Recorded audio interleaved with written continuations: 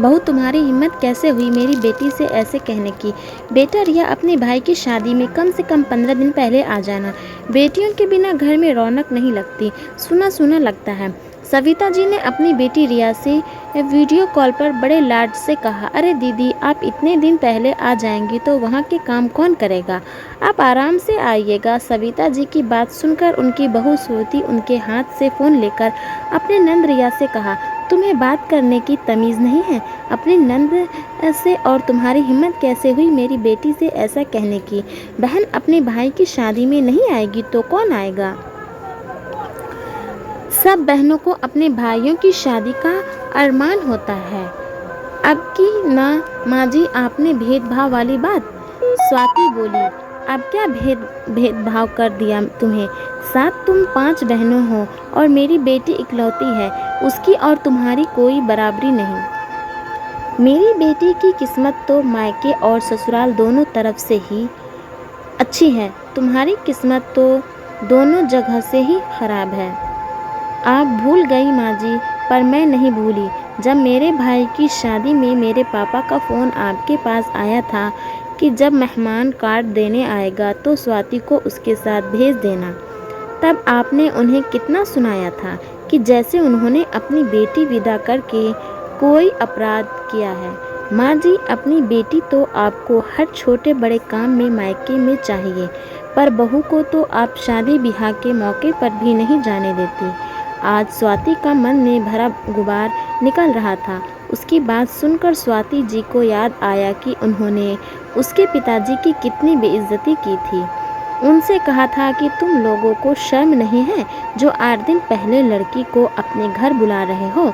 वह आ जाएगी तो यहाँ घर के काम कौन करेगा? स्वाति मोहन के साथ शादी वाले दिन आ जाएगी और अगले दिन ही उसे वापस भेज दीजिएगा।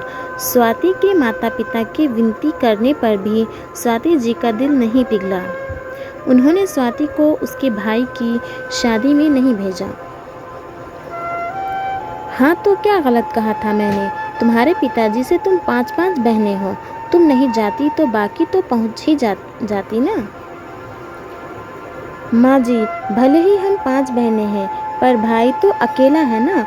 मेरा भी तो अरमान था कि मैं अपने भाई की शादी में वो सब देखूं जो मैंने इतने सालों से सोचा था। खैर छोड़िए, आपसे बात करने का कोई फ़ायदा नहीं। यह कहकर स्वाति वहाँ से चली गई। स्वाति के जाते ही स्वाति जी के फ़ोन पर घंटी बजी। उन्होंने फ़ोन उठाया तो रिया की सास मालती जी बोली, समधन जी, रिया तो 15 दिन पहले नहीं आ पाएगी क्योंकि मेरे मायके में भी शादी है। मैं उसे केशव के साथ शादी वाले दिन भेज दूंगी और अगले दिन ही उसे वापस भेज दीजिएगा। रोकने की जिद मत करिएगा, उसे भी तो अपनी गृहस्थी संभालना दीजिए। आप उसे ऐसे बार बार मायके बुलाती रहेंगी तो वो ससुराल में टिककर कैसे रहेगी? वैसे भी हमने देखा है आपकी बहू स्वाति तो अपने मायके नहीं जाती। तो जैसे आप अपनी बहू को रोके कर रखती हैं, वैसे ही हम भी अपनी बहू को ज़्यादा दिन नहीं भेज पाएंगे। मालती जी की बात सुनकर आज स्वाति जी को अपने किए पर पछतावा हो रहा था।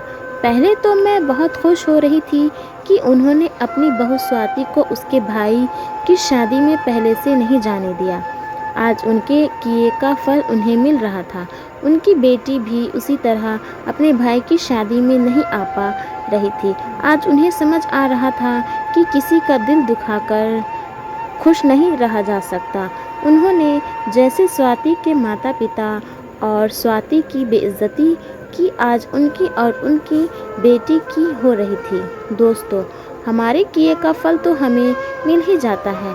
यदि किसी के साथ बुरा करेंगे तो आपके साथ भी बुरा ज़रूर होगा। अगर दूसरों को खुशियाँ देंगे तो आपके जीवन भी सदा खुशियों से भरा रहेगा। कहानी के बारे में आपकी क्या राय है, कमेंट में ज़रूर बताइए। और भी कहानियों के लिए जुड़े रहें चैनल के साथ।